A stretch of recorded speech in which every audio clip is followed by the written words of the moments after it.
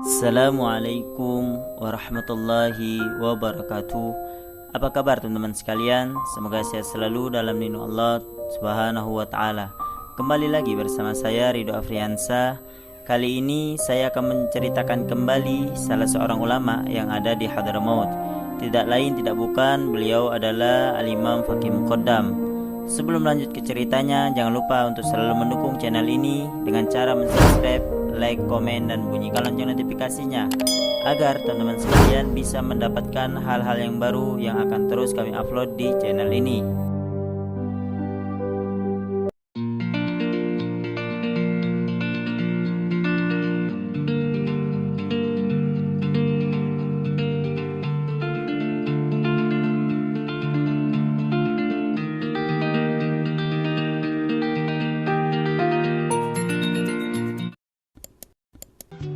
Al-Imam Al-Faqih Muqaddam Muhammad bin Ali Ba'alawi.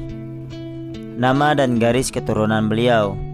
Nama lengkap beliau Muhammad bin Ali bin Muhammad Sahibul Mirbad bin Ali Khalil Qasam bin Alwi bin Muhammad bin Alawi bin Ubaidillah bin Ahmad bin Isa bin Muhammad bin Ali Al-Uraidli bin Ja'far As-Siddiq bin Muhammad Al-Baqir bin Ali Zainal Abidin bin Husain bin Ali bin Abi Thalib radhiyallahu anhu.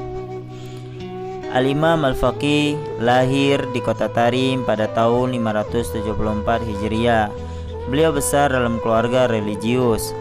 Ayah ibunda beliau merupakan suami istri yang soleh dan soleha. Tak heran sejak kecil beliau sudah gemar belajar, mujahadat, dan berbudi pekerti yang mulia. Al-Imam Al-Faqih merupakan imam besar. Beliau adalah guru dari gurunya para ulama. Al-Imam Al-Faqih mampu menggabungkan ilmu zahir dan ilmu batin. Beliau alim dalam ilmu fikih dan arif dalam ilmu hakikat. Al-Imam Abdurrahman As-Saggaf suatu hari pernah memuji Al-Imam Al-Faqih.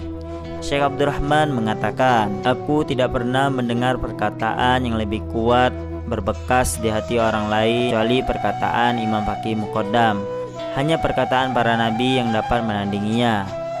Kemudian beliau melanjutkan, "Kami tidak mengunggulkan pangkat aulia manapun melebihi kedudukan Al-Imam Al-Faqih. Hanya aulia dari golongan sahabat Nabi saja yang dapat mengungguli." Al-Imam Al-Faqih sendiri pernah berucap pada orang ramai, "Posisiku di antara kamu semua ibarat posisi Nabi Muhammad SAW di antara pengikutnya." Al-Imam Muhammad bin Ali terkenal dengan julukan Al-Faqih. Beliau diberi gelar semacam itu lantaran saking alimnya dalam ilmu fikih. Dikatakan bahwasanya kemampuan fikih Al-Imam Muhammad bin Ali sudah mencapai derajat mujtahid mutlak, layaknya Imam Hanafi, Imam Malik, Imam Syafi'i, dan Imam Ahmad. Akan tetapi sebagai ungkapan adab tawaduk beliau pada pendahulu, Al-Imam Al-Faqih tetap mengikuti mazhab Imam Syafi'i sebagaimana yang diikuti oleh datuk beliau. Adapun gelar Muqaddam beliau sandang karena beliau pemimpin dari para pemimpin. Beliau menjadi orang yang dikedepankan sekaligus salah satu pembesar tarekat Sa'adah Ba'alawi. Oleh sebab itu Al-Imam Muhammad bin Ali digelari Al-Faqih Muqaddam, yang berarti seorang ahli fikih yang didahulukan. Al-Imam Al-Faqih adalah seorang yang ahli munajat. Beliau sejak kecil sudah belajar memerangi hawa nafsu dengan mengisi waktu-waktunya untuk ibadah dan belajar. Setiap malamnya Al-Imam Faqih salat 1000 rakaat. Hal ini beliau lakukan meniru datuk beliau. Tidak lain tidak bukan beliau adalah Ali Zainal Abidin. Selain itu Al-Imam Faqih setiap malamnya membaca 1000 kali kalimat tauhid. Bahkan di akhir usia Al-Imam Faqih tidak makan tidak minum. Beliau telah tenggelam dalam kecintaan kepada Allah Azza wa Jalla. Adapun di antara karamahnya beliau, yang pertama seorang mukasyafah. Beliau mengatakan air laut akan meluap. Kemudian beliau melanjutkan di Baghdad akan terjadi banjir besar. Selanjutnya beliau berkata lagi, di Masjid Nabawi Madinah akan ada kebakaran dan khalifah akan terbunuh. Berita yang dikatakan oleh Imam Al-Faqih Muqaddam benar terjadi. Antara lain adalah yang pertama, terjadi banjir besar di lembah Hadramaut. Korban meninggal lebih dari 400 jiwa. Pada bulan Jumadil Akhir tahun 654 Hijriah, air sungai Tigris Irak meluap. Air masuk ke dalam kota-kota, istana kerajaan roboh dan 330 rumah hancur. Korban meninggal dalam kejadian ini tak terhitungkan lagi. Terjadi kebakaran di Masjid Nabawi, Madinah. Peristiwa ini terjadi pada awal bulan Ramadan tahun 654 Hijriah. Khalifah terbunuh pada bulan Safar tahun 656 Hijriah. Adapun keistimewaan beliau yang lain adalah pernah beliau didatangi oleh Nabiullah Hud alaihissalam secara langsung. Ketika Al-Imam Al-Faqih tidak bisa pergi menziarahi kubur Nabiullah Hud alaihissalam, Al-Imam Al-Faqih bercerita, "Saat aku baru duduk-duduk di bawah atap yang sudah agak rusak, Nabiullah Hud datang menghampiriku. Nabiullah Hud pun masuk ke ruanganku sambil menundukkan kepala agar tidak terbentur atap rumah yang mulai rusak.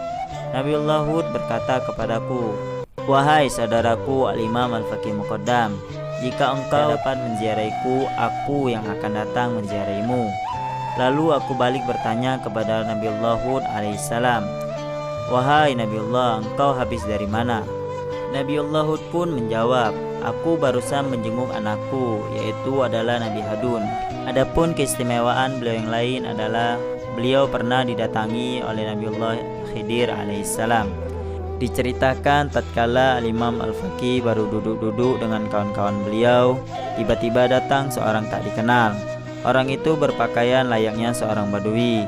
Dia datang dengan membawa keju yang ditaruh di atas kepala. Seketika itu Al-Imam Al-Faqih berdiri dan mengambil keju itu. Lalu Al-Imam Al-Faqih memakannya. Orang-orang yang melihat kejadian ini kaget dan keheranan. Mereka memberanikan diri bertanya kepada Al-Imam Al-Faqih Muqaddam, "Siapa gerangan orang badui itu, wahai sang imam?" Al-Imam Al-Faqih Muqaddam pun memberikan jawaban, "Dia adalah Nabiullah Khidir alaihissalam." Al-Imam Al-Faqih Muqaddam Muhammad bin Ali wafat pada akhir bulan Zulhijjah 653 Hijriah di kota Tarim. Jenazah beliau dikebumikan di pemakaman Zambal dan dibangunkan atap di atas pusaran Al-Imam Al-Faqih. Beliau meninggalkan 5 putra beliau. Yang pertama Al-Alwi, yang kedua Abdullah, yang ketiga Abdurrahman, yang keempat Ahmad, dan yang kelima Ali. Itu tadi sekilas cerita salah satu seorang ulama yang ada di kota Tarim. Semoga cerita ini bisa memberikan kalian untuk selalu mendekatkan diri kepada Allah Subhanahu wa taala dan menjalankan kehidupan ini dengan ikhlas sehingga kalian bisa bertemu Allah Subhanahu wa taala kelak di akhirat. Wa akhiru kalam aqulu lakum assalamualaikum warahmatullahi wabarakatuh.